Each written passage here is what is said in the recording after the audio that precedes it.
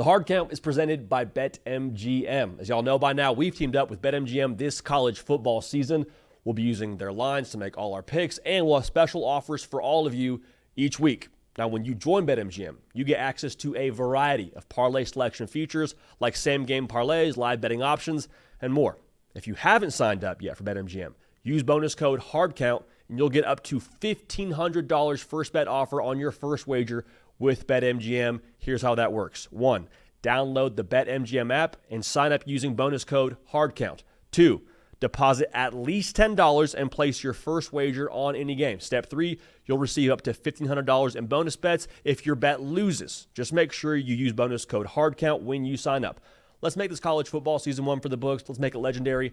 Let's get to the show. Welcome into the Hard Count, presented by BetMGM, the show for college football fans that when ranking things 1 through 10, they never do 7. 7's kind of non-committal, kind of soft, kind of weird, you know what I'm saying, Kato?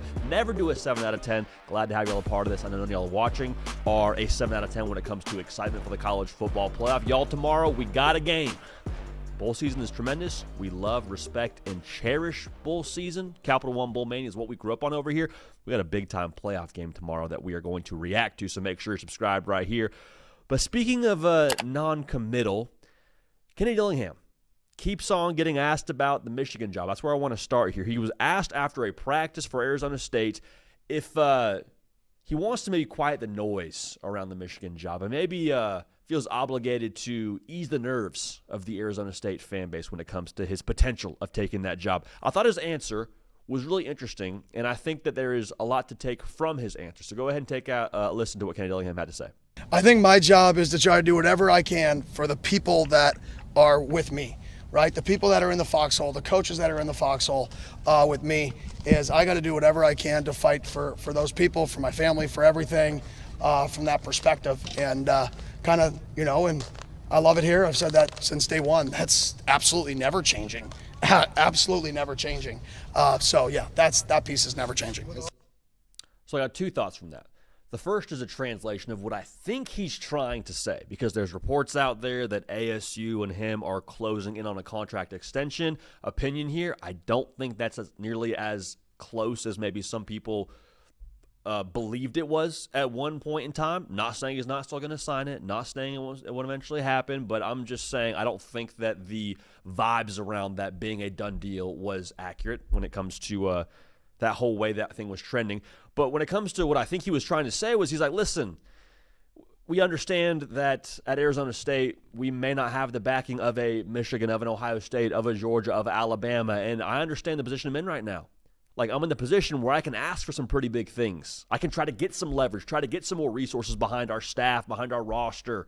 Like, you heard him how many times take the podium after a win and go talk directly to people giving to the collective. Hey, if you like this, if you like us hitting our over on our win total this year, go take that money that you won and go put it towards the collective. Go put it towards us having a roster here for a long time in Tempe to go win football games at the highest level. I don't think he's trying to imply that he wants to leave ASU at all. I mean, in fact, he said the exact opposite. He said, I love it here. It's never changing.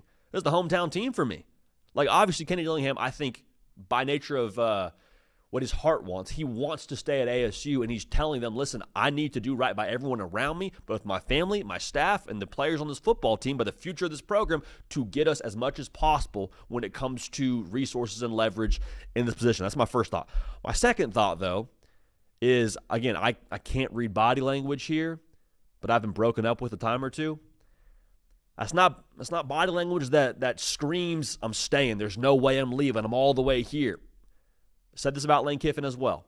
When you have so many opportunities to shut down the noise about you leaving for another job, and you refuse to time and time and again, whether it's for leverage or whether it's a commitment thing, not take that opportunity, the longer things go, I think the less likely you are to like the answer you're going to get when it comes to the future of Kenny Dillingham at Arizona State. Now, again, I don't know the future. He may end up staying. It might be a thing where that contract gets sweetened up for him and he ends up taking the job for a long, long time and putting pen to paper. Maybe that happens. That'd be fun for college football. I'm here for him to build a freaking monster in Arizona. We've said it many times.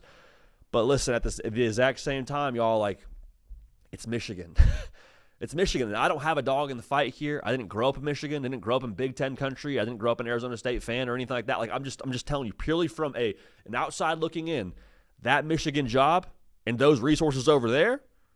You think Michigan, if Sam Leavitt were to be on their roster, you think he's transferring out of Ann Arbor? Not for anything when it comes to NIL or backing at that level. Not for the level of competition they're playing. This isn't to say anything less of ASU, but like let's all just be honest about this. I wonder a little bit if for Kenny Dillingham, the reality of his starting quarterback transferring out of ASU, in some ways, was it maybe a little bit sobering? Was it maybe okay, I understand there is some things that are going to be a lot harder to do here than they would be to do other places. I also think at the exact same time, what I just said, Kenny Dillingham, if it was all about what he truly wants when it comes to his heart, I think he wants to stay at ASU forever. I really do. I think everything he's saying about, I grew up here, this place is, where I was tailgating, I have a family here, all these things. I think the heartstrings connection to ASU for him is as real as it gets. But at the exact same time, again, Kenny Dillingham, he's a competitor. He wants to win at the highest level. He wants to achieve his potential as a head coach. And I wonder a little bit if there's this feeling of maybe I've reached my potential as a head coach and what we can do here at ASU with what we've done here in this short period of time with winning the Big 12 a year ago, being in the college football playoff. And, we can do it again for sure, but if I want to have that be a routine thing, maybe, just maybe, I go somewhere else. So if you're a Michigan fan, you're watching this closely and saying, okay, as long as I'm not seeing that alert pop up over at on3.com, not getting the Nakosification from Pete Nakos about him signing a deal long-term with ASU, as long as we're not getting that notification, maybe, just maybe, feel better about our chances in the Dillingham sweepstakes. Because I've said it many times, I think that Dillingham at Michigan would be awesome. As someone, again, who's not an ASU fan, who doesn't have any dog in the fight here, I think Kenny Dillingham with that logo on his quarter zip, walking around Ann Arbor on the sideline, bringing the juice, I think it would be something that would be, just one, fun to watch as a product. Two, I think he would rejuvenate that brand. Three, like we said many times before, I think he would flip the script on what has been weird in Ann Arbor here over the course of the last week or so, which has felt like a year with the whole Sharon Moore fiasco.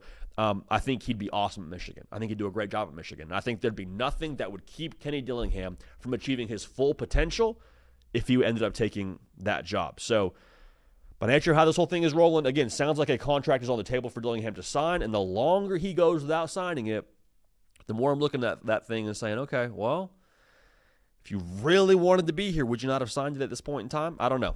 I know there's a leverage thing there with resources, but the longer it goes, the more I am thinking the reality of Dillingham to Michigan is a growing possibility. That's all I'll say on that. All right? So keep a pulse over there when it comes to things going on in Ann Arbor and definitely things going on in Tempe, Arizona with a one Kenny Dillingham. Now, Kenny Dillingham was in the playoff a year ago. Wasn't that much pressure on ASU. It was house money. They were a 2-score underdog against Texas, took them to the freaking brink. But Texas had a lot of pressure on them last year. So when we zoom out on this college football playoff picture of these 12 teams, who's under the most pressure? Let's do a pressure ranking here, 1 through 10, of who's feeling the most heat and the most pressure to perform and pressure maybe to not lose in this playoff field. Let's start at number 10. Number 10, I got Indiana head coach Curt Cignetti. Not the most pressure in the world. I don't think anyone's questioning him as a head coach or his chops or what he's done with Indiana football. They won the Big Ten. Number 1 seed in the college football playoff. They beat Ohio State on their way to do it now, undefeated at Indiana. And I think as real as that is, and as much as he should be applauded for that, there's people in the world right now that are just waiting to hit send on those tweets, talking about Indiana was never the real deal. Indiana was never really one of those premier teams in the sport. They were just a flash in the pan for 2 years. They'll regress. And the ammo they would have to do that now is Curt Cignetti being 0-2 in the college football playoff. Because you lost Notre Dame last year in round 1. It is what it is. But if you lose this year in round 1, your first game rather in the college football playoff, which would technically be round 2 after the bye, I think a lot of people now would come out of the woodwork and have a lot to say about Indiana football and how real it is. Whether that's right or wrong, we would probably lean towards that being wrong. But a lot of people now would have ammo to do that. If I'm Curt Cignetti, let's not give them the ammo. So not the most pressure in the world by any stretch of the imagination, but there is some pressure there, I think, to continue to elevate what Indiana football is and to make some of the haters delete some of those tweets from the draft. All right, now at number 9, I got Gunnar Stockton, Georgia quarterback.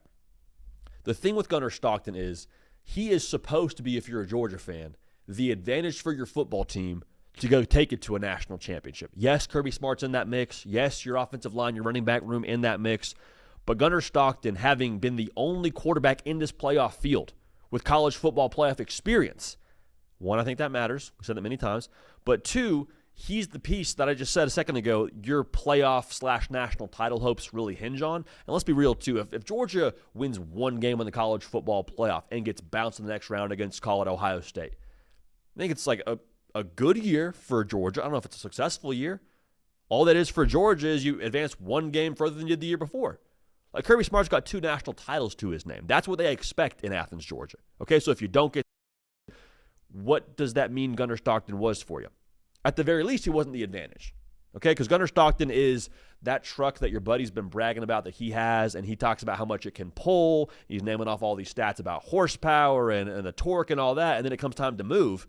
That truck better be all it was advertised to be. I think that's the same thing here with Gunnar Stockton. Because, again, to win these games, to go to a national championship, you'd have to probably beat, 1, Trinidad Chambliss in a quarterback duel, and 2, Julian Sayin in a quarterback duel. Does that truck, for lack of a better metaphor here, end up being the difference it was advertised as being when this whole thing got started? Remains to be seen. But, again, not the most pressure on Gunnar Stockton, but enough to put him in this top 10 when it comes to our pressure rankings. Number 8, I just got Miami as a whole. And Kaiden Smith and I, producer of the Hard Count, talked about this a good amount before going into these rankings. Spoiler alert, Cato would have Miami a good bit higher here, and I don't think he's wrong for that. My take on this is, I think for Miami, the pressure around them isn't so much to win in the college football playoff. Like if you beat A&M, that's very much so attainable. It's something that maybe people in Coral Gables think they should do, and I'm here for that. The pressure around Miami really gets turned up if they lose and it looks bad against A&M. Because then guess what you have? Everyone from South Bend, Indiana coming out of the woodwork. Everyone from Provo, Utah going to the Twitter machines. Everyone had something negative to say about Miami not being in the college football playoff and not earning their spot and it being a brand bias thing, whatever. At that point, they all have a reason to say that because you got drugged by A&M by 10-plus points. If you have that world you're living in, if you're Miami, the things that would be said about you very uncomfortable, very, I would say, invalidating with how it would feel with making the college football playoff. So it's not as much pressure for them to win as it is not to lose in my book. So if they drop, it'll be an ugly drop from graces when it comes to the perception of Miami Hurricane football in the college football public space. And number 7, a lot of pressure on Oklahoma's offense. Reason why your football team has already proven, not hypothetically, but in real, like on the grass kind of way, you are good enough to beat Alabama. The defense is good enough to beat Alabama. Make no mistake about it. Kicking game. What's the difference beating Alabama? I mean, Tate Sandell accounted for like 11 points or whatever it was. Something bizarre. 3 for 3 from field goals. Like they are good enough to beat Alabama in every other phase. But if they lose, who are you pointing at? That offense. John Mateer, Ben Arbuckle, as good as they are together, as talented as John Mateer is, as good as they've been at different points in the year, if you lose to Alabama, it's going to be this kind of just gut punch of a feeling of like, man, we lost because we didn't have enough juice on the offensive side of the football to advance and beat a team we've already beaten one time before. How empty would that feel? How hollow would that feel? To tell you what, Oklahoma's defense is good enough to go play for a national championship. That's how I feel about it. But I don't think you can depend purely on getting 3 turnovers yet again in the second game against a team that has, I think, one of the best processors in all of college football playing quarterback for you, and then one of the best duos between Kalen DeBoer and Ryan Grubb figuring out the offense. So Oklahoma, offensively, a lot of pressure for them to get them past a team they've already gotten past before and be the difference for them advancing to play Indiana in the college football playoff. Number 6, I got Dan Lanning. Good amount of pressure on Dan the man. The reason why I feel that way, last year, I think there is not a pass for Oregon with the loss to Ohio State because it looked so bad, but I do think that Ohio State going on and winning the national championship and looking as dominant as they did for that 4-game stretch, in some ways you say, yeah, it was bad for Oregon to lose and lose to a team you had beaten during the regular season, but you kind of understand that I don't know if anybody was beating Ohio State last year during that playoff run.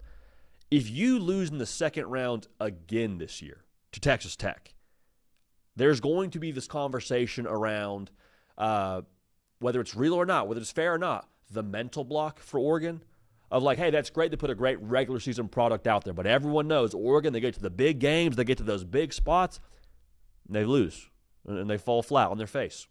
It crumble. Whatever kind of label they want to put on it, that's the kind of narrative that will start to gain some traction. And the tough thing for Oregon, too, they're already sort of working against that. You go back to previous narratives that have existed around Oregon football that Dan Lanning wasn't there for. The loss in the national title game to Auburn, the loss in the Rose Bowl to Ohio State a couple of years ago, even before the loss to Ohio State last year in the Rose Bowl, back when the Rose Bowl was like the freaking Rose Bowl, and that was appointment viewing for all of us during the BCS era. I digress. If you get bounced in the second round for the second year in a row, I think the conversation will get a little bit irresponsible, and it'll get a little bit I think, unfair when it comes to Dan Lanning. But it's the job you take when you're the head coach at Oregon. You have the backing from Phil Knight and Nike and all those things. But I'm just saying, a lot of pressure, I think, on Dan Lanning to get out of the second round this year in the college football playoff and advance to at least the semis, and I think further beyond. But another conversation for another time. Number 5, I think there's a lot of pressure on Georgia, not just because I picked them in the national championship, but I think there's a lot of pressure specifically now on Georgia's secondary. And I said all I had to say about Gunnar Stockton. I think he absolutely has some pressure on him. I think he's a big reason why you think you can win a national championship. I think you're banking on him being a positive. But if you don't accomplish what you want to accomplish this year, if you get bounced in the first round by, dare I say, an Ole Miss team, should they beat Tulane? Probably looking at that Georgia secondary and saying, gosh, dang it. It happened again. We thought we had it fixed. We had patched up that leaky roof that was that secondary that allowed almost 400 yards against Tennessee. Got carved up by Ole Miss the first time we played them, and we didn't have it totally fixed, the narrative of us going out and accomplishing all we wanted to accomplish. That would be really frustrating. I think if they don't win it all, in a lot of ways, you look at that secondary and say, it was on y'all. In the same way now, if you go win a national championship, if Georgia does go achieve all they want to achieve, Gunnar Stockton gets all the praise and probably gets the MVP and all those things, but you look back at that secondary and say, y'all were the group that grew up the most over the course of this season, and y'all were the reason, quite frankly, why our floor rose tremendously as a football team. So a lot of pressure on Georgia's secondary. I got them number 5 in these rankings. Now, the top 4, I think, is where you find the most pressure of this entire playoff. At number 4, I got Marcel Reed, A&M quarterback. The thing with him is you know what he can be. You know what A&M can be. We saw it for the better part of the first 2 months of the season. They can be a team that goes and wins a national title with Marcel Reed on his game. At the same time, we've also seen bad Marcel Reed. Seen evil Marcel Reed pop up and be a problem for A&M. The loss to Texas, the first half of South Carolina, you've seen him have a couple of moments where you're like, that doesn't look right. Doesn't look like the Marcel Reed that we all signed up for here during the month of September when he was winning the game against Notre Dame. The thing with him is it's the expectations of what A&M can accomplish paired with the fact that you're hosting the college football playoff game. Paired with the narrative around A&M, there's all these things that are slowly but surely like squeezing A&M, in my humble opinion.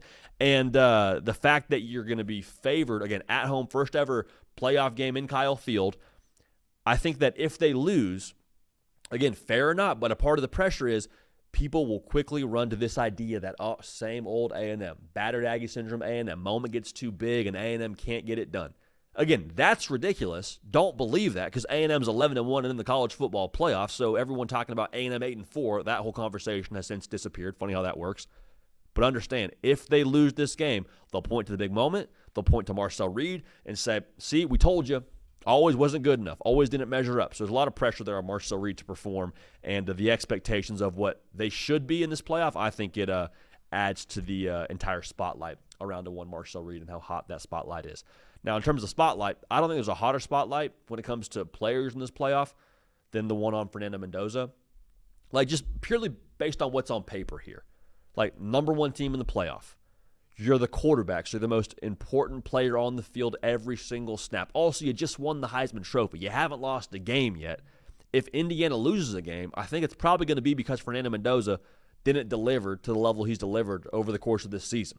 So, again, it's purely a spotlight and a build-up thing with him. I don't think there's anything that you point to right now that makes you nervous, but anytime you got the Heisman Trophy, like, it comes with some pressure. He welcomes it. He seems to be numb to it, and that's all well and good, but just understand, there is real pressure around Fernando Mendoza to carry over what he did in the regular season into the postseason. Believe you me. Now, these top 2, to me, it gets a bit toxic, and it's nature of the beast now whenever you take these jobs, to tip my hand a little bit there when it comes to who we got at number 2 and number 1. At number 2, I got Ohio State head coach Ryan Day for the second most pressure in this college football playoff. Now, if they had lost to Michigan, he might be number 1. If they hadn't won the whole thing last year, he also might be a little bit higher at number 1. But the thing with me, the reason he's at 2 is because they won the national title last year. You got the Michigan monkey off the back. That's all good. But here's the thing. Ohio State, for good reason, that fan base does not handle losing very well. There is no such thing as a good year that doesn't end in a national title for Ohio State. And that's why you take that job. I think you welcome that pressure if you're Ryan Day. I think you welcome the expectations. It's much better than having people not care if you win the national title or not and being happy with going and winning 9 games. But understand, if you lose here in the national championship, in the call it first game for you if you're Ohio State, whether it's A&M or Miami when you played in the second round, that would mean that Ohio State lost their last 2 games of the 2025 season. And I don't think people would be so irresponsible as to start to question Ryan Day as a head coach and question if he's the right guy. But I do think the narrative starts to get a little bit a little bit of life to it, a little bit of momentum to it of, well, how good is Ryan Day really? Well, we did pour in a quarterback last year that ended up being a difference maker, and Chip Kelly was here. Well, how much is it Ryan Day versus how much is it the staff and the things we had go together last year? Again, that's crazy. Don't believe that. That is idiotic conversation, but it would happen if Ryan Day loses 2 games in a row and Ohio State loses their first playoff game they play against a good A&M or Miami team. Believe you me, real pressure in Columbus, real pressure on Ryan Day. Now, at number 1 for me is Alabama head coach Kalen DeBoer with the most pressure on his shoulders in the college football playoff. Listen, I don't think Alabama is going to win the national championship. I'd love to be wrong about that. But notice how weird the conversation around Bama was since the Oklahoma loss. Everyone's talking about, is Kalen DeBoer going to leave for a different job? Will he take Penn State? Will he take Michigan? And all that is linked to this idea that the Alabama fan base is absolutely insane. Again, for good reason. You've had Nick Saban for the better part of the last, 14 years, however long it was. Like Nick Saban and how long he was in Tuscaloosa gave you the standard in that logo and in that uniform and in that place that we go win national championships here. So Kalen DeBoer, his first year on the job, they go 9-3 with unsavory losses to a Vanderbilt and an Oklahoma. I digress. People were ready to say, are we sure about this whole Kalen DeBoer thing? Again, that was more of the lunatic fringe. I hear that. But my point in all this is it's already a little bit weird in Tuscaloosa around Kalen DeBoer.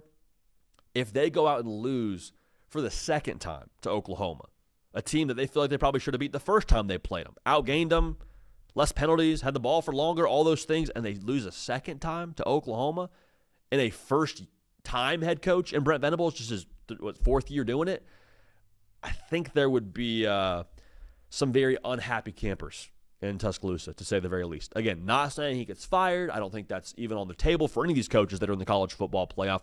But in terms of the kickback, I think it would be immense around a one Kalen DeBoer. So to recap it here for you, when it comes to the most pressure in this college football playoff, Cincinnati to me is number 10. I got Gunnar Stockton at number 9. I think Miami as an overall outfit, probably number 8. Got Oklahoma's defense at 7, Dan Lanning at 6. Georgia's secondary is number 5. Again, it's not a thing of they would be the difference to get them there, but I think they'll be the difference if they don't get there with Georgia secondary and the leaks they've had this year. Marshall Reed at 4, Fernando Mendoza at 3, Ryan Day at number 2, and Kalen DeBoer at number 1 for the playoff pressure rankings. Little alliteration there. How about that? Playoff pressure rankings. So let's move on here. This part of the year is awesome because we love the college football playoff. You love it. We love it. It's a blast. It's fun to have a bunch of high-stakes games. Love to get the first round on campus and all that. But I think one thing we've missed the mark on, not we, college football, the people that run college football have missed the mark on, is this idea that it's only about the college football playoff. If you don't make the playoff, you had a bad season, playoff or bust. What happened to the game I love? It didn't used to always be this way. Heck, you could go win the Holiday Bowl and have it down as a great season for you if you got it done. You could go win the Cheez-It Bowl, and it was a great year for you. What happened to that?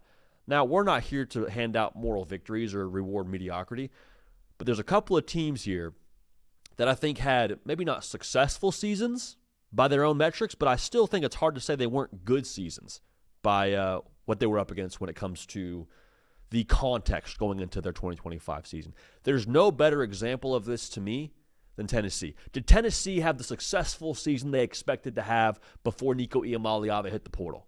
No, right? You lose to Ohio State, you're saying this sucks. However, Nico's coming back. We made the playoff this year. Our defense is elite. We're only going to get better here. Heupel will figure out the offense. We'll be back in this spot same time next year. It's playoff or bust for 2025, right? Didn't go that way.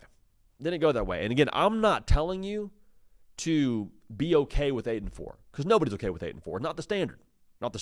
Not what that logo demands, not what that place demands, not probably most importantly what the resources of that place demand. Hint, hint, wink, wink. But at the end of the day, man, I think that the expectations for Tennessee, once Nico Iamaleava left, we had people talking about, well, whatever happens this season, good for Heupel for standing his ground. We don't even care what happens this year. We go 8-4, fine, good year, we'll take it. And then Joey Aguilar ended up being awesome for you when it came to what your offense was.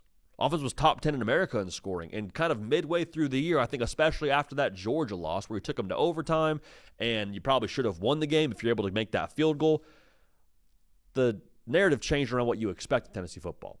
It was, actually, we do expect to be a playoff team here. And I added to that myself here saying that I think Tennessee was capable of making the college football playoff. In fact, once that game happened, I kind of thought Tennessee might make the college football playoff. But just because you think you're capable of it doesn't mean you get to change your preseason expectations. It's like when you go to Chili's, it's like, man, these wings were awesome. My expectations were kind of low because, hey, it is a Chili's after all, and I didn't really bring all that much cash on me to go pay for a Michelin star meal. But because that appetizer was so good, I'm changing my entire outlook on the rest of this meal. That ribeye I ordered, it better not be worth $15.99. It better be Michelin star quality. Why? Because these wings were so awesome. You don't get to change midway through what you think about your team in the preseason and what expectations are when it comes to postseason success. Not saying you're wrong for thinking your team can accomplish more, but based on I'm happy with this output versus that output, I don't think that's the right way to look at this whole thing. I'm looking at Tennessee through the lens of you lost your quarterback after spring practice. You had to go out and bring a guy in from the G5 level who had transferred to UCLA. You had to bring him over to your school without spring ball to learn an entire offense and hope and pray that you were able to make it all work. Well, guess what? You did. If nothing else, this year to me proved that Josh Heupel's Tennessee has strong bones, man.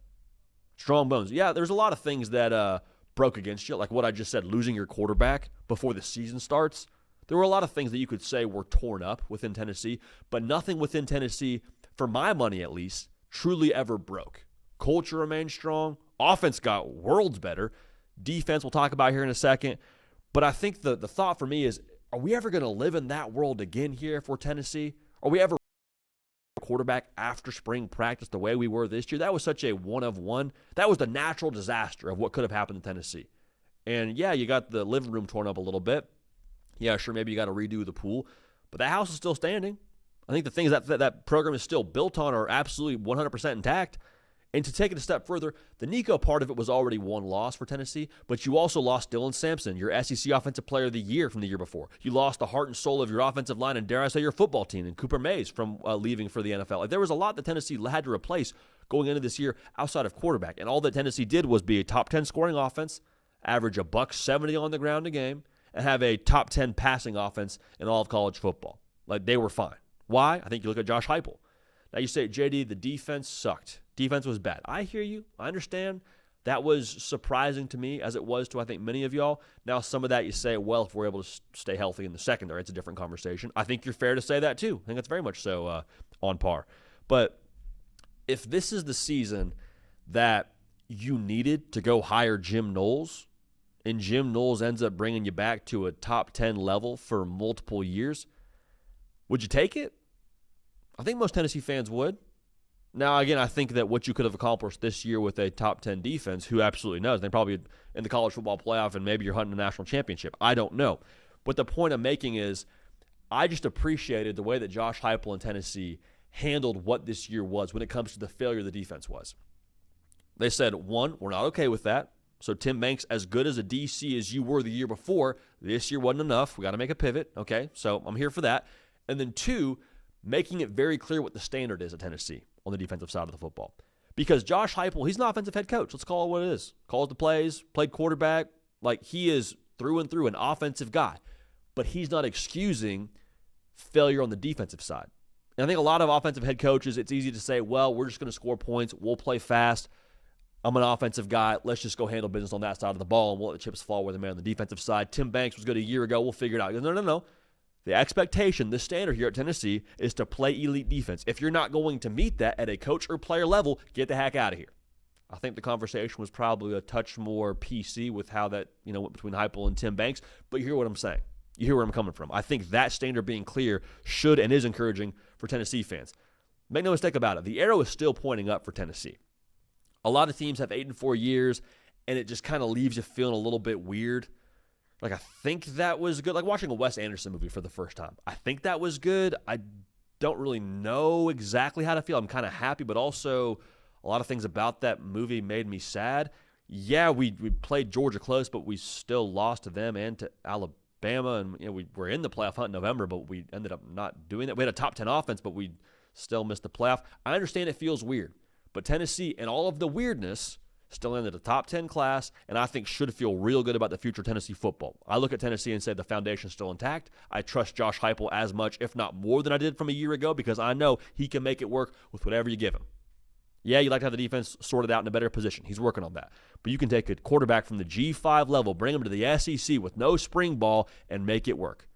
Not saying that you don't give a lot of credit to Joey Aguilar, but I do think you give as much credit to Heupel, his staff, getting that eval right, and finding a guy to fit and work in their system. So Tennessee, maybe not the season you dreamed of, coming off a playoff berth, but still a good season for my money when it comes to what was going on out there in Knox Vegas. Now, I know a lot of y'all in Knoxville, we all enjoy a good burger, right?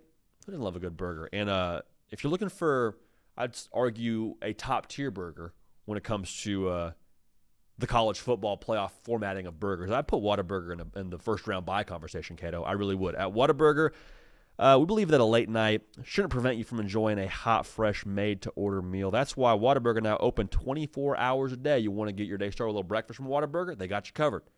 A little late night after a win, Whataburger, always a good move. All right, so treat yourself to Whataburger, maybe a double Whataburger even with some bacon and grilled onions. Now we're talking. Whataburger just like you like it.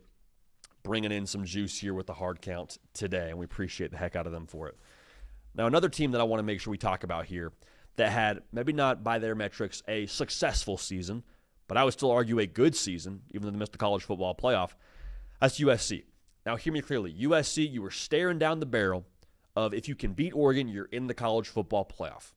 That was what it was. And I know it hurts because that's a place that's proud. It's a place that has a storied tradition. You go walk down Heritage Hall out there on USC's campus. It's got Heisman trophies. It's got national title trophies. It's got pictures of Pete Carroll. Like, it's a place that is familiar with and expects excellence. I hear all of that. This was not up to your standard. But at the exact same time, what we said before the year about USC, we were higher on the Trojans the most, was, hey, just go out there and similar to what we said about Tennessee a second ago, prove and re-solidify that the arrow in Los Angeles is pointing up when it comes to the Lincoln Riley experience. Because the year before, you won 6 games during the regular season. The defense looks better, but like the quarterback is a confusing element for what you expect of what Lincoln Riley's teams usually are. You bench Miller Moss, you go to Maava. It was a weird offseason if you're USC. But you look at what I think we're supposed to do this year, and to me, you proved that, again, the arrow around USC football is absolutely pointing up and to the right. And some of that's on the field. We'll talk about that in a second. But what happened on the field was important because, for me, I was saying the entire offseason, just keep that number 1 ranked recruiting class intact, man. I don't even care if you finish number 1. Finish top 10, top 5. You can do that now for USC. You set yourself up for success here under Lincoln Riley for a couple of years now. Because recruiting, I think, begets recruiting. Get the right guys on the team, have the right product on the field, start winning games. People like to see you winning games, especially recruits. If you're winning, more recruits follow. Good vibes in Los Angeles. You did that this year. You did that. And for the heck of it, again, I wasn't begging for a number 1 class, but the fact that you kept the number 1 class says a lot about the direction of USC. Now, what we asked in the preseason for you to keep that number 1 class was, hey, USC, just go get some market share of the Big Ten. Don't need you to win the Big Ten. Don't need you to go make the college football playoff. Just prove now this is going somewhere under Lincoln Riley, and you are going to be a team to be reckoned with in the Big Ten Conference.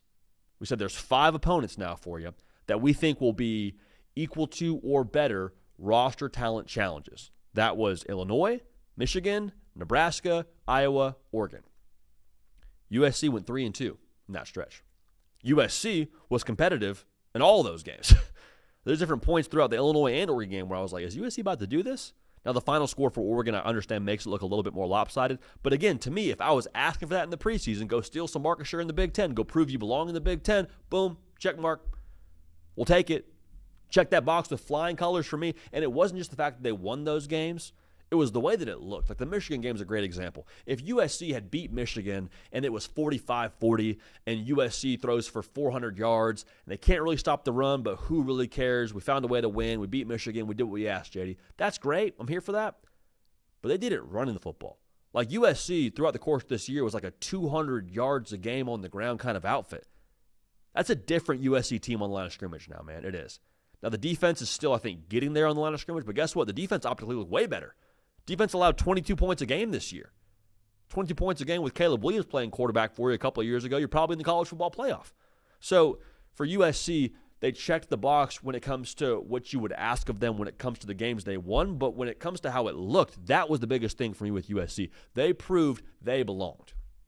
They proved they belong in the Big Ten. They proved they can play line of scrimmage football. It's not a finished product. It's not. But this whole idea that USC is soft, that USC is just this West Coast team that hangs out on the beach and eats in and out every other day, and that's how they get down over there. They throw the football around, 7-on-7 team, playing tackle football. That's no longer, that argument doesn't hold water anymore by the numbers and by what you saw this year. It was always this like self-fulfilling prophecy to me when it came to USC and them being quote-unquote soft. It's like USC can't stop the run. See, they're soft. Look at them getting beat up against Oregon. It's like, I don't know. Iowa allowed 261 on the ground against Oregon. Are they soft? I don't think so.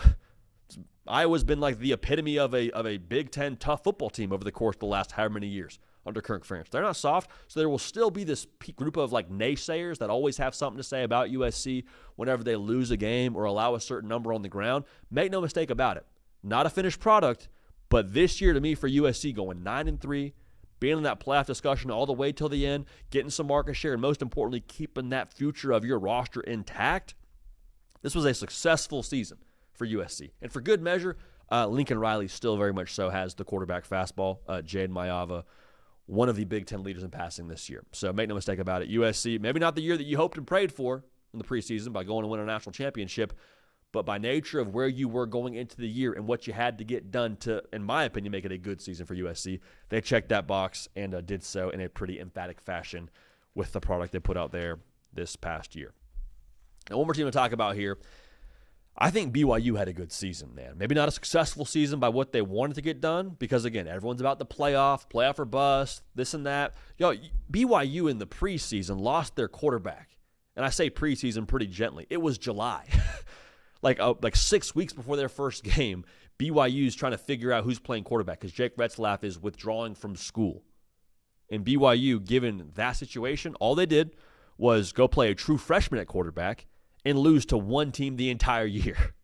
Now, it happened that one team that beat them in the regular season and the Big 12 title game, so it kept you from winning the conference, kept you from making the playoff.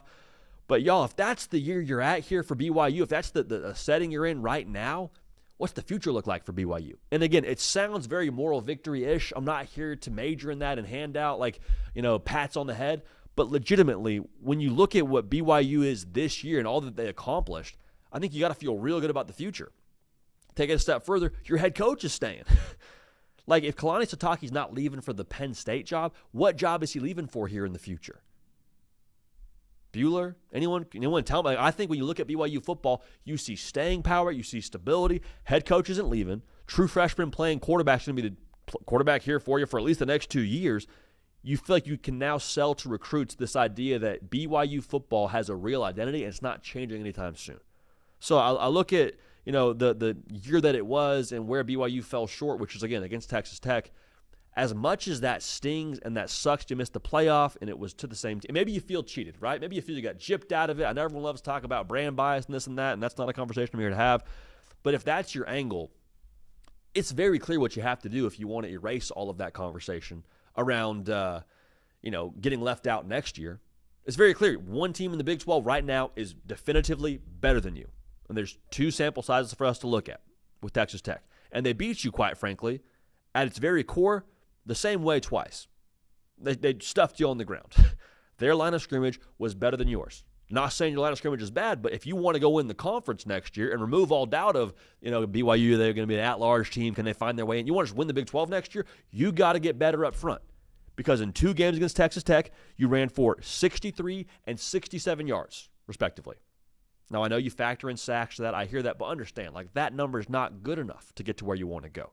So in some ways, as much as this year wasn't, quote-unquote, a success by making the college football playoff, the other thing to me that adds to this being a good year for BYU is you know where you stand now. You have as clear a measuring stick as there is. You got to get better up front. And your pushback there, maybe if you're trying to look for an excuse here, is, well, JD, but Texas Tech, they just bought that defensive line. How are we supposed to compete with Cody Campbell and the people out in Lubbock just buying a football roster that can go compete for national titles, not just the Big 12? Let's not act like there's not money in Provo. All right, listen, we all understand Ryder Lyons probably wasn't a free $99 price point of his commitment. Not saying that you were the highest bidder, but I'm just saying we understand it probably wasn't a thing where Ryder Lyons went to BYU just because he liked the school colors and the campus. All right, so there's money there. Also, AJ DeBonza, he was also probably not a free $99 price point. His NIL situation has been well documented. Okay, so there's people in Provo now that are after success at the highest level athletically. We just got to get those pockets activated the same way when it comes to the trenches, the way that Texas Tech's pockets are. So my point in all this is there is nothing here for BYU that is out of your control when it comes to what you want to achieve here in the future. So as much as this year, again, was kind of a gut punch with missing the playoff and being 11-1 and being 1 game away in the Big 12 title game, controlling your own destiny, I hear all that. But when you sit back, you take a sip of that O'Doul, BYU's not going anywhere. BYU's going to be more than fine. BYU's probably in the same situation a year from now where they're competing for the Big 12 title. Got Bear Bachmeier, which is one of the coolest names and coolest jersey numbers in all college football, playing quarterback for you in that Big 47. You got to push now, BYU. You have got to push. You're right there. You understand what it takes. You have got to max out here, max effort, and find a way to activate those pockets to put a roster on the field now that can go toe-to-toe with Texas Tech and find yourself at the top of the Big 12. All right. Kato, DeBonza, not a big DeBonza. I got a thumbs up from Kato DeBonza, so we'll take that, man. We'll take that. But BYU, a lot there in front of you, and I don't think they're going anywhere anytime soon. Not the best season that you wanted, but good enough, and I don't think missing the playoff should diminish that for my money. All right. Now, I'm really excited for this next thing we're going to do here. If you were tuned into the show a year ago, you got to witness the greatness that was the college football playoff unit draft. Myself and Kaiden Smith got after it a year ago. We did this draft last year after the first round of the playoffs, so now we're doing it before the playoff even gets started, which is probably a good move by all of us. But the way we're going to do this thing here, you're drafting a staff/play caller. You're drafting teams' weapons, offensively speaking, so running backs, wide receivers. You're drafting a team defense and a line of scrimmage as well. Now, important note, your line of scrimmage you select includes offensive and defensive line. In addition to that, your team defense and line of scrimmage cannot be the same. So I can't take Indiana's defense and the line of scrimmage. Would be illegal by nature of this playoff unit draft. And, of course, you're drafting the quarterback. And it's going to be a lot of fun between myself and Kaiden Smith. Kaiden, I'm juiced for this, man. This was so much fun. We did it a year ago. Got a lot of great feedback from the program guys and girls that watched this a year ago. It's drafted, man. How we feeling? Feeling great, man. Don't sound like I'm feeling great. Feeling great, though. It makes us all emotional. Repping the NBA Cup champions over here. Had to get to the big board. Look at last year's draft, too. It was very interesting to see how that transpired. You had the first pick there. You took Ohio State skill players. You took Georgia's line of scrimmage. You took Texas's coordinators. Steal of the draft, in my opinion, here. Notre Dame's defense. Awesome pick there. We'll take Another steal of the draft, to your last pick of the draft.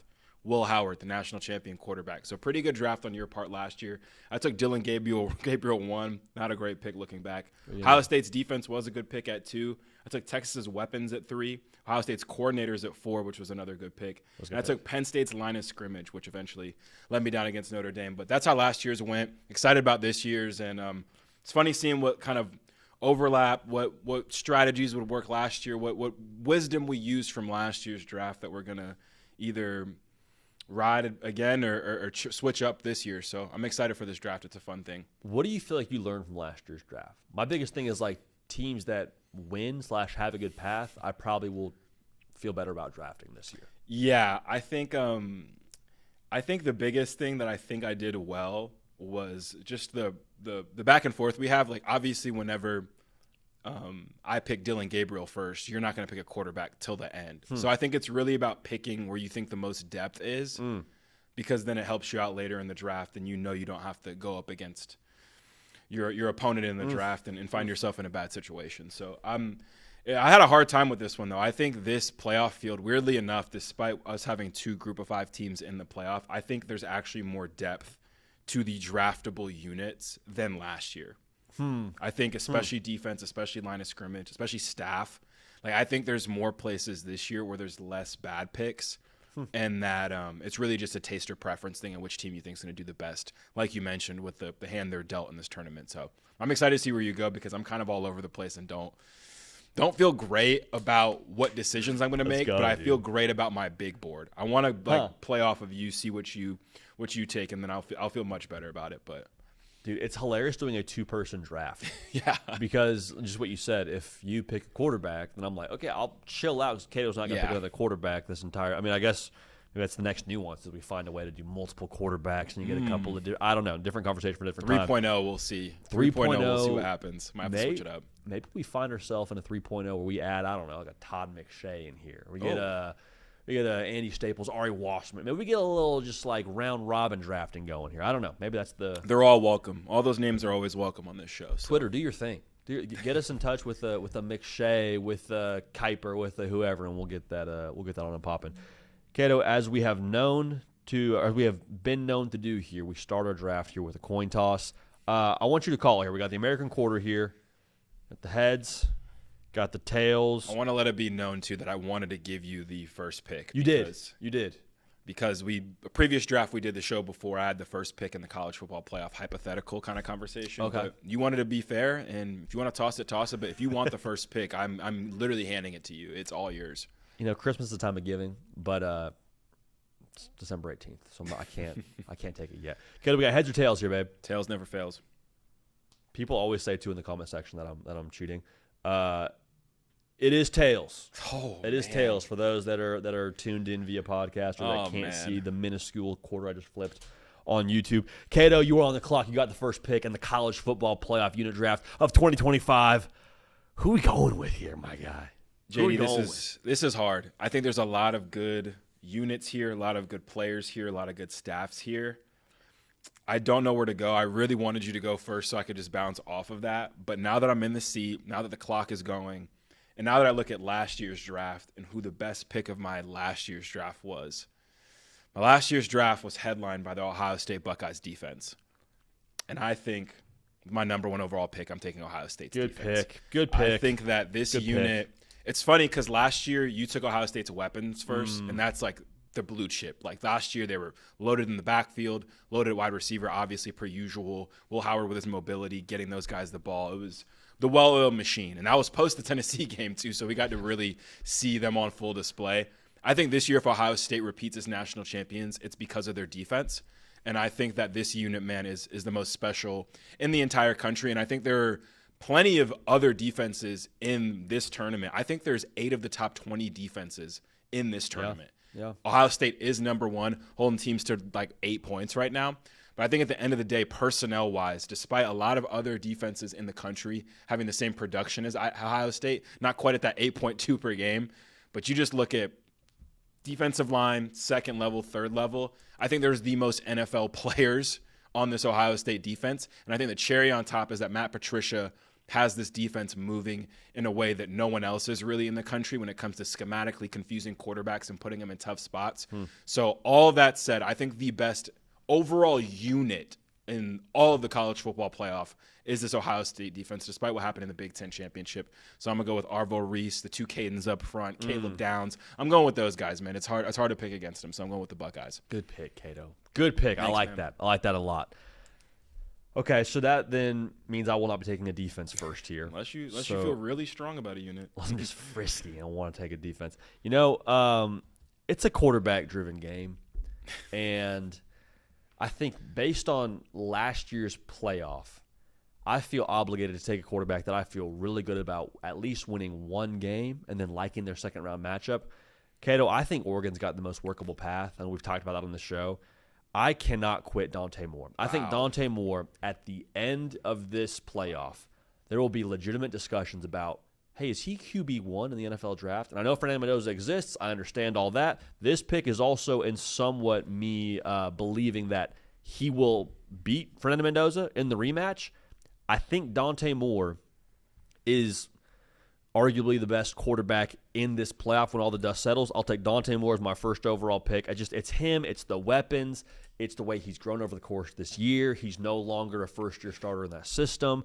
The fact that he took a year, Cato, to sit, to develop, I don't know why more people aren't doing it. Well, I guess I do know why more people aren't doing it. People are impatient and want to play football. I get it. But Dante Moore having sat and to be playing at the level he's playing at right now going into the playoff, I love everything about his composure. I think no moment's too big. And the fact that he gets JMU the first game to get right and hopefully stack up some points for me, however we're scoring this thing. I love that. And then I think Texas Tech, too. Again, a tough defense, no way around that. But if you had to pick a defense to play in the second round of the college football playoff, I guess that's the one that you fall on as opposed to Georgia, Indiana, Ohio State. So Dante Moore, my round one first pick. Off to a good rolling with the Ducks in the color, man. I feel good.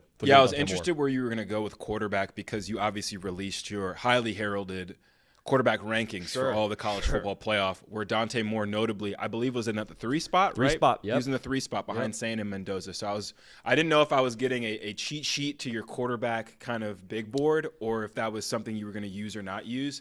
But love that you explained it with the playoff path. I love Dante Moore. We all love Dante Moore. And I think the fact that this team throughout the entire season has been so touch and go with the weapons surrounding Dante Moore and the fact that he's been able to be this steady force, as you mentioned, a mature player, sat his time, got better, got in the lab. Really excited about him in this playoff because I think he's the one player. You talk about the NFL and all kinds of stuff. Like, he's the guy, man, where if he pops in this playoff and all of a sudden we look at him a little bit different, I just love his upside. I love his escapability in the big games when he's able to evade pressure, whether it's a Washington, that Penn State game, really extending plays and making things happen. I'm never going to be mad at a Dante Moore pick, and I love the path for him as well. So good pick there, man. It puts me in a weird spot. I wanted you to take something else because there's other places where I have less confusion. Quarterback seems like more of a mixed bag, man. And I really don't know where I'm going here, man.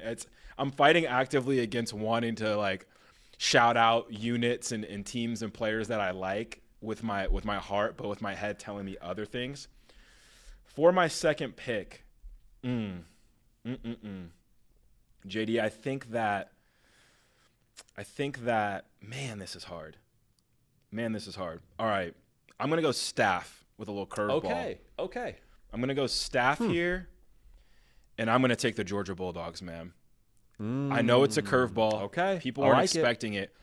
Are there coaches that probably have more Broyles finalists out there? Are there coaches that have more national championships out there? No. So I get Kirby Smart with this, obviously. And I think all season long, the fact that we've talked about Kirby Smart, this might be his best coaching job at Georgia, I think I'd be weird not to take him here. I think that this team has Ohio State's defense and their offense, and Indiana, have they been a wagon all season long, and that's why their coordinators or play callers on offensive defense could be picked earlier? Yes.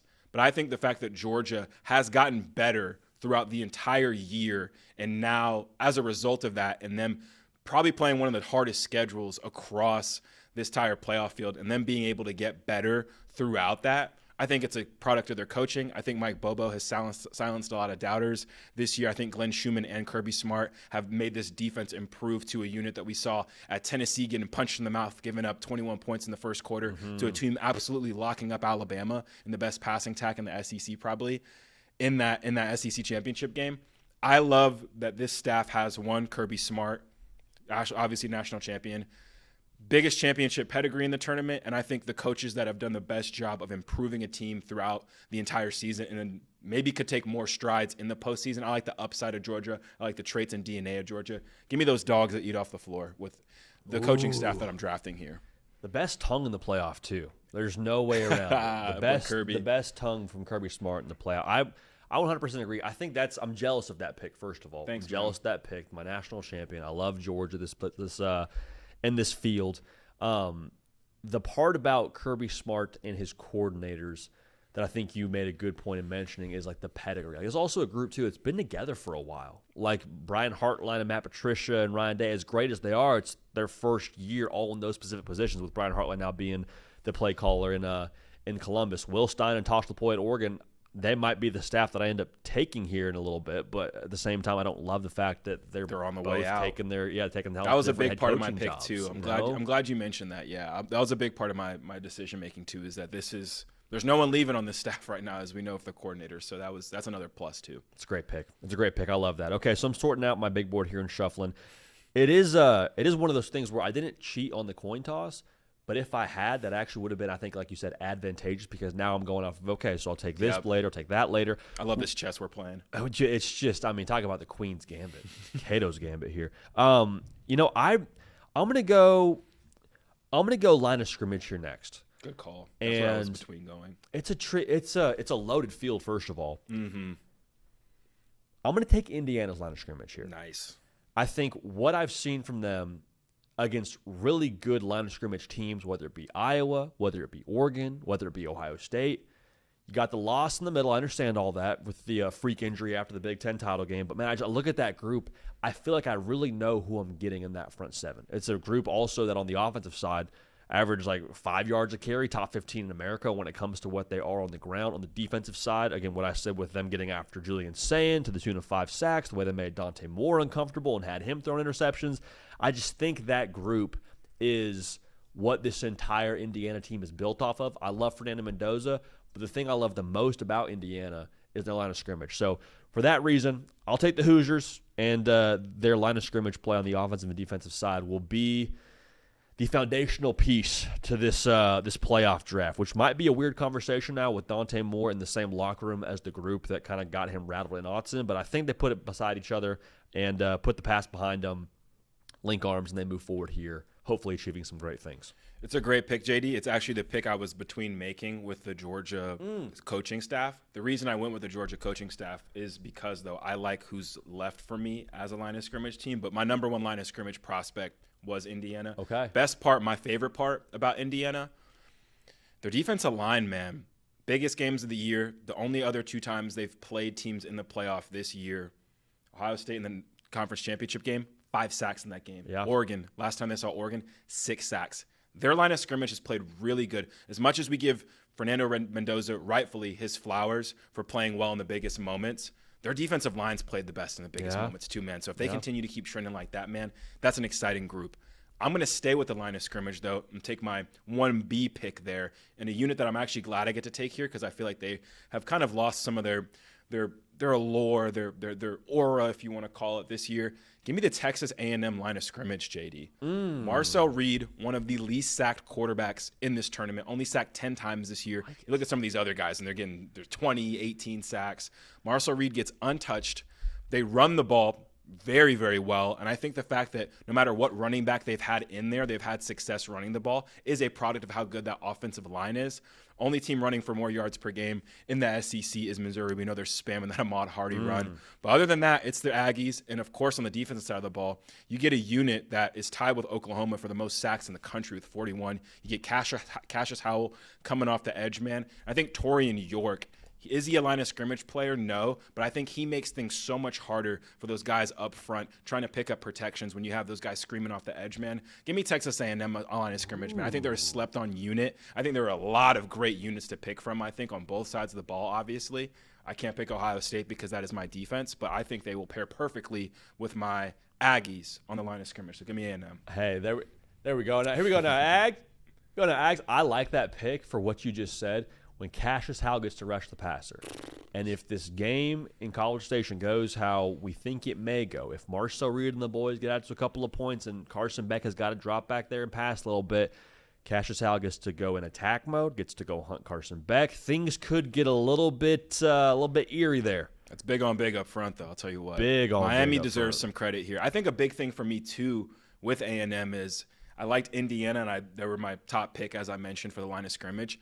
A little bit more battle tested, I think, on a week-to-week basis is A&M. I think, like, compared to the Miamis and some of the other people behind them in this list. So that a part of it for me, too. And I'm curious, like, you talk about a team like Texas Tech. Not necessarily the toughest schedule, but great numbers that add up. Curious if they get anyone drafted here to close things out for us. So you know what? The next pick I was going to make, I was really toying with the idea of Texas Tech. I got numbers written down to take Texas Tech, actually, when it comes to the position about the draft. I'll give a cliffhanger there. We'll do a quick read here and get right back to it. This playoff unit draft, this show, is brought to you by our friends over at Game Time. If you want to get to a playoff game, there's no better way to do that than using Game Time. See the view from your seat in real time using the Game Time app. Be able to track tickets in real time using the Game Time app. If you want to be at the games for the safest, fastest, most effective, most affordable way to do that, Game Time has got you covered. So take the guesswork out of buying tickets, download the Game Time app, create an account, and use code HARDCOUNT for $20 off your first purchase. Terms apply. Again, create an account, use code HARDCOUNT, HARDCOUNT, for $20 off your first purchase. Terms apply. Download the Game Time app today. Last minute tickets, lowest prices guaranteed. So, Cato, again, I was about to take Texas Tech in the weapons department. They got, I'll be quick here, they got 2 backs that average 5 yards a carry. They got 5 receivers that average over 12 yards a catch. But I had them slated because I did not believe the team that I'm going to take right now, the weapons I'm going to take right now, I did not believe they would be available at this point in the draft. But the draft has been zigging and zagging and taking a funny route for both of us here. So as much as I love Texas Tech and their weaponry, Jeremiah Smith I still think is the best player in college football. Yep. I think Carnell Tate getting a chance to get back healthy is huge. I think Bo Jackson is quietly now, I'd argue, a top 3 back in this tournament with what he's done and the way that he's come on as of late. So there's too much there for me with Ohio State. We'll do our predictions tomorrow in a one-off video for those that are wanting to get some more content from the channel. Make sure you're subscribed, right? But one of the predictions I have is I think everyone gets reminded that Jeremiah Smith is the best player in college football during this playoff run. And so for that reason, I'll take the Ohio State weaponry. It's pick your poison. Julian Sainz elevating, which I don't get to draft him as my quarterback, but the fact that he's got so many weapons to throw to and he's progressing, I think he'll be better from the loss to Indiana. I think they're in that zone right now. I think they're in their bag. I think they'll be creative with getting Jeremiah Smith the football. I think the fact that they lost that game will kind of reset them a little bit, like the Michigan loss did last year. Let's say, wait a second, who's our best players? Oh, wait, Jeremiah Smith should get the football even more, and he had 140 yards against Indiana. Let's force feed him. Let's win some ball games. And I think the Ohio State weaponry will just be a difference maker of sorts for them over the course of this playoff. A little bit uneasy that they got to play an A&M and a Miami, or they got to play a Georgia to get me some points here across this run. So the path makes me nervous, but I'm not overthinking it here. I'm taking Ohio State and the weapons. You can't go wrong with Ohio State's weapons. They were the first pick last year for a reason. They're the first weapons off the board this year. But with that category, JD, I found myself very conflicted. The quarterback and the weapons is where I struggled the most, so I saved those for last. Ohio State, like I said, last year, they were fantastic. I feel like this year they're still good, but I feel like there are other units that are a little bit closer to them compared to last season. So I'm still a little stuck on weapons, to be honest. Hopefully we can talk through it a little bit. I'm a little bit less stuck at the quarterback position, though. So for that 4th pick, you left me the Heisman winner. I'm going to take him. I'm going to take Fernando Mendoza. Don't really have to explain it much. You see that he's led the nation in touchdowns. You see that he obviously won the Heisman and has all of the right traits you want in your leader from the neck up. I think his leadership, his personality will be a huge part if Indiana goes on a run here. He's one of the more experienced guys if you look at the entire field. A lot of young quarterbacks here, man. Gunnar Stockton, first year as a starter. Ty Simpson, first year. Dante Moore. This guy has some more throws and more moments under his belt than a lot of other guys, and I think the big overarching reason why you take him is that every big moment this season, he's answered the call, he's been clutch, and I think that obviously he'll need this in the playoff moving forward if Indiana finds himself under that heavy bar again and finds himself in some big 3rd downs. It also hasn't really mattered to him who he's throwing the ball to. If his number 1 receiver is out, if his number 2 receiver is out, he's finding it. He's making it happen. He's making very NFL throws, I think, when it matters the most. There's a highlight tape this season of him making those big-time 3rd down conversions and touchdowns when it mattered most in those big games. So give me the Heisman Trophy winner. Give me Fernando Mendoza. I will say, if you would have taken Fernando Mendoza, though, JD, I was going to take Gunnar Stockton because I trust him.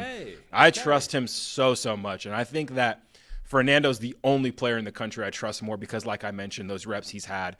But as far as a hard-to-kill quarterback that's going to do what you need to win, doesn't get much better than Gunnar Stockton. I think Fernando Mendoza, is the only exception there. So Gunnar Stockton and Julian Sayin Undrafted. going undrafted. Makes me sad. That's why we need more people to draft with this, or more people drafting with us here. So again, That's true. That's for 3.0. But it's like you just said, there's not a lot to pick apart there. You just drafted the Heisman Trophy winner who hadn't lost a game this year, who just beat Ohio State's defense and has Who's been my defense? nails. Yeah, I mean, golly, your practices will be electrifying. Kirby's with blown those Bloody two Tuesday. going back and forth. I'm just saying, I'm here for all that. People gotta, Bloody Tuesday with Fernando Mendoza. I bet you Fernando Mendoza too strikes me as the kind of guy who would like come out in the contact jersey. Like he says, forget this non-contact. I want to play for Bloody Tuesday here, coach. But A tone center. He doesn't care if he'll die for the team. So I mean, he'll die for his brothers. he'll do it. They're the flipping champs, man. What a great flipping pick there by you, Cato. I'm here for all that. Okay, so I'm at this point now where I've taken a quarterback, taken weapons, taken a line of scrimmage. It's time to either take a staff or a defense. I think that I just want to go defense here with how this whole thing is trending, and I'll figure out staff at the end of this thing. So you and I were talking before this whole thing with the draft board and how it was shaken out, and the way this whole thing went, Cato, my line of scrimmage is Indiana, so I cannot take Indiana's defense. My number one defensive pick I was going to take was Ohio State. You took Ohio State. So my number two defense that I would take here would be Indiana, but I can't do that. So I'm out here looking at who I would take. I'm going to take Georgia. Georgia's defense worries me on the back end. Yeah. But I'm buying low. I'm buying low is the wrong way to phrase it. They've been awesome the last couple of weeks. I trust how they're playing now more than I trust what they were early on in the year. We talked about many times on the show. The fact that they will get to play in the first round, more than likely, a Lane Kiffinless Ole Miss team that they beat when they weren't playing all that great on the defensive side of the football, but they get their second stab at them. Kirby Smart, his second time against the team. We've already seen him his second time against Alabama this year. I think that's going to read pretty well for the Georgia Bulldogs in the defensive side. You play Ohio State, which I don't feel great about that matchup when it comes to picking a defense with Jeremiah Smith and the weapons I just picked. But I do think going back to the Indiana game with how they got after Ohio State, that front seven did a really good job making Julian Sayin uncomfortable. And while I don't love the matchup on the back end, I'll trust Kirby. I'll trust Glenn Schumann. I'll take Georgia's defense. They're also the national champion for me, so I believe in Georgia's defense in general. I'll take them, and I'll feel pretty good about it here. As good as you can feel when you take your third defense that you would have taken given your big board. But the Georgia Bulldogs are my defensive pick here, Kate. I'm trusting Kirby and the hard-to-kill dogs. Yeah, JD, the fact that the coaching is such a reason why you love Georgia's defense makes me feel better about having Georgia's staff on my side over here. So good call. I think there's some mutualism there as far as why we have Georgia in their respective spots. Not gonna lie, JD, I love the case you made about their path, what they're gonna be looking like, their improvement. But to me, like, if my top defense, which was Ohio State, was taken, I was gonna make a love for the game and heart of the game pick and take Oklahoma's defense because I think they're the best. They're the only defense that's held teams to less points per game than Georgia in the SEC. 13.9 points a game is crazy. Yeah. I think the craziest part about it, though, is they are by far getting the least help from their offense of any other defense in this entire tournament. It's disgusting. Texas Tech's defense is awesome. That front seven is monstrous. Indiana, Ohio State, even Alabama, Georgia, great defenses. No one's getting less help than the Oklahoma Sooners on the defensive side of the ball. Tied with Texas A&M, leading the nation in sacks right now. I wanted to give them their flowers and shout them out. I would have taken y'all if I didn't get Ohio State. But again, that path for them, like you mentioned, very hard. If you get by Alabama, facing the number one overall seed, like it gets sticky quick there. So I wanted to shout that unit out, though, because I genuinely think they are the second or third best unit when it comes to defensive units that we have across this thing. But it's so tough. I didn't mean to cut you off there. I was going to say it's so tough because what you just said, in a vacuum, you take Oklahoma's defense. There's a conversation if you take them ahead of Ohio State's defense for some people. And to that point, if you don't think they're going to beat Alabama, you get maybe it's a good defensive showing, but maybe we see the 17 points from the offense come back to bite them. So admittedly here, drafting a little bit for path on my mind, like I alluded to, but in a vacuum, like you said, flowers, carnations, edible arrangements, all the way to Norman for that defense, without a doubt. Cato, who's your last pick here on the JD, draft? I'm stuck with the weapons, man, and I don't feel great about this. I'm not going to lie. I think Ohio State was probably the go-to pick there. They don't really get me as excited running the ball as a lot of these other teams, even as excited as Ohio State running the ball last season. So I think that was my biggest kind of feeling like not the need to take that unit ahead. Plus, I thought their defense was just so much better. I'm looking around, JD, and it's you really have to pick what you prioritize. Yeah. I think we mentioned it with your pick with the weapons of Ohio State. Cardinal Tate and Jeremiah Smith are the best receiver duo in the entire tournament. Yeah. I think the second best is A&M's unit with Mario Craver and Casey Concepcion, and Casey gives you a little bit of a return game too. Like, I like them too. And you could argue, I think it's pretty clear, they run the ball better than Ohio State. They have a stable of backs. Oh, yeah. Marcel Reed has included so much in their run game, though, that it doesn't feel like quite as right to attribute the weapons I'm drafting with Marcel Reed's legs. So, like, it's tough there. If you do get Ruben Owens has been holding it down, but if Le'Veon Moss comes back, all of a sudden this gets a lot more interesting. And I think me picking A&M line of scrimmage-wise, their path through this playoff is going to be tough. So I think drafting their line of scrimmage alone is enough A&M for my team. But I do love and respect their weapons. A team that I think runs the ball better than A&M, or is even like only team really in that conversation, is the Georgia Bulldogs. And I think Georgia's ability to run the ball, man, like we talked about with Marcel Reed, Gunnar Stockton does contribute to the run game there as well. But I think, man, this Georgia Bulldogs offense with the 3 tight ends, with Zachariah Branch, and with Bowens and Frazier running the ball for them, man, I think that the fact that weapons is such a term used for the receivers and the skill players, I want to shout out them running the ball because I think that's really where they broke the will of Alabama in that SEC championship game, man. I think them being able to run the ball and them being able to get the ball to a Zachariah Branch, who's just, I think, one of the most dynamic players in this entire bracket with what he's able to do to the defenses. I love the tight end trio. I didn't think I was going to do this in real time. I love Oregon too, but they haven't been as consistent around the board. I think if Oregon had more consistent receiver play, because their backs are right up there too, and Kenyon Sadiq is a monster. But I think path-wise, man, and just the way to win, I'm going to take Georgia's weapons here. I didn't think I was going to do it before the draft, but I think they have one of the strongest running back groups, and I just like what they've been getting more consistently at the wide receiver position compared to Oregon. So give me Georgia, man. I think they're going to be in this tournament for a while, and I think a big reason why is going to be the running backs, Zachariah Branch and those tight ends. It's funny because you look at Georgia, you look at that logo, and you think linebackers, you think line of scrimmage, you think Kirby. Again, second reference, tongue out Kirby is one of the most dangerous things in college football. If you see one, don't go near it. But this year, Bubba's been in his bag now. Oh, yeah. You and I will text on game day like, you see what Bubba just pulled out here with that reverse to Dylan Bell? I mean, Zachariah Branch in the screen game and Gunnar Stockton in the quarterback run game. And you just mentioned it. I mean, they've been a wagon when it comes to running the football. So I think the weapons picked by their very savvy play by a 1 Cato right there. Thank so you. The folks that are tuning in at home, you just witnessed a masterclass, all right? Clinic. T-shirt and juice box there from our guy Kaiden Smith. I like that pick a lot, man. I'm jealous of it. I'm not gonna lie to you. Probably actually would have been. It was up there with Texas Tech for me to take them. So I'm with you on the Georgia weapons here, which brings me to my last pick here. Who do I take from a staff point of view? A lot of good options. Texas, dude. Maybe it's just a Joey McGuire thing for me. I love Texas Tech so much. I love Mac Leftwich. I mean, they got a couple of Broyles finalists up there. They're phenomenal. There's no way around that. Who was your staff pick, Cato? Again, remind me. Caden took the dogs. That's right. He took the dogs. I have Kirby and the boys, man. The tough-to-kill dogs. Championship pedigree. And when you picked them, I was like, yeah, that makes a lot of sense. Do you take Oregon? Because both their coordinators are halfway out the door by nature of them taking head coaching jobs.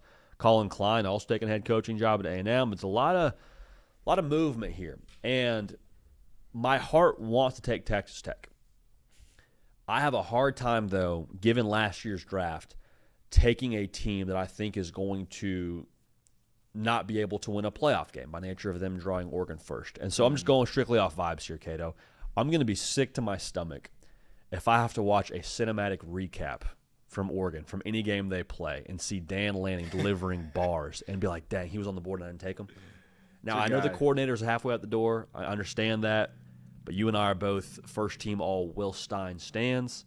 I think Dan Lanning in a post-game press conference, on-field interview, whatever it is, I want that guy overseeing my locker room. I have Oregon in my national title game. So I will go against my better judgment when it comes to the coordinators leaving, and I will take Dan Lanning to oversee my program here, and we'll take Oregon's staff. And we won't check our feet. We'll pick them. We won't look back, and Oregon will be my pick there when it comes to a staff/play caller / vibe curator for my football team. I get your love for Oregon. I get that you have them in the championship game, and I think this is predicated on that. Yep. But man, Indiana's staff. That's who I would have taken. If Georgia was off the board, I'm taking Curt Cignetti, the guy who beat Dan Lanning head-to-head and has the 2 most underrated coordinators in the country, man. I mean, Mike Shanahan's been doing phenomenal this year. Brian Haynes is doing phenomenal. One of those guys will probably walk away with the Broyles Award, if not both. Yeah. Undefeated season, man. They both got their extensions, so you know that they were being talked about for some of these head coaching jobs. I hear it. So, man, I feel it feels wrong not having Curt Cignetti in here. Yeah. Or Ryan Day, the reigning national champ. But losing your offensive coordinator, I would have loved to have Patricia in here. I think he deserved his flowers too from a staff standpoint. But I think it just speaks to this unit, man. For some reason, this draft, going through these units and stuff, man, got me more and more excited for these playoffs too. Like, we're going to see a lot of these things kind of come up against each other. So it's going to be cool.